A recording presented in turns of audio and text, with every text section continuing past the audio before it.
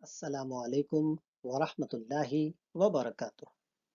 جماعت حفظم، مضمون تاریخ، سبق نمبر 1، تاریخ کے ماخذ، حصہ 2۔ پیارے بچوں، سبق کے اس حصے میں انشاءاللہ ہم تاریخ کے تحریری ماخذ کون سے ہیں اس کے متعلق پڑھیں گے۔ تحریری یعنی لکھے ہوئے۔ اس میں سب سے پہلے چند زبانیں ہیں جس میں تاریخ کا بہت سارا مواد، تحریری مواد ہمیں ملتا ہے۔ ان زبانوں میں سب سے پہلے دیوناگری، اس کے بعد عربی، فارسی اور موری۔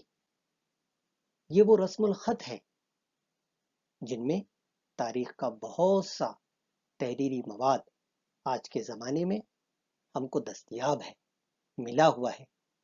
لہٰذا یہ زبانیں تاریخ کی تحریری ماخذ ہیں۔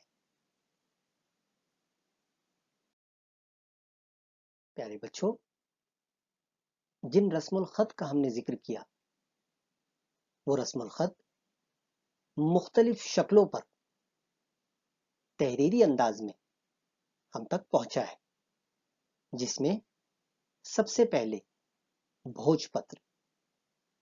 یہ وہ ذرائع ہیں جن پر لوگ اس زمانے میں لکھا کرتے تھے۔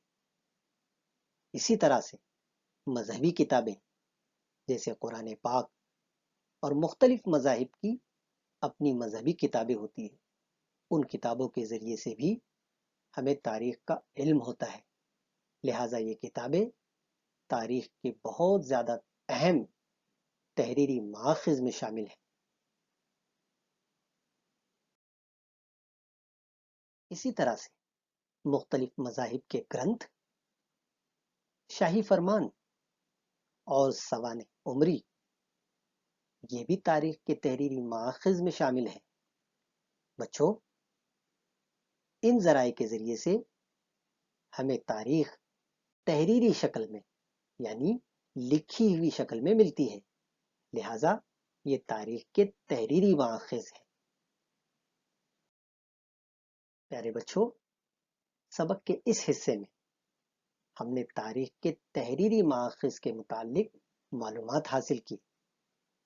اب آپ کے لیے ایک تحریری مشق کرنا یہ ہے کہ تاریخ کے تحریری ماخذ اس عنوان پر اپنی مشقی بیاض میں یعنی اپنی پریکٹس بک میں کم از کم 10 جملے لکھنے ہیں۔ آج کے لیے بس اتنا ہی۔ انشاءاللہ پھر ملاقات ہوگی اگلے ویڈیو میں۔ تب تک کے لیے شکریہ۔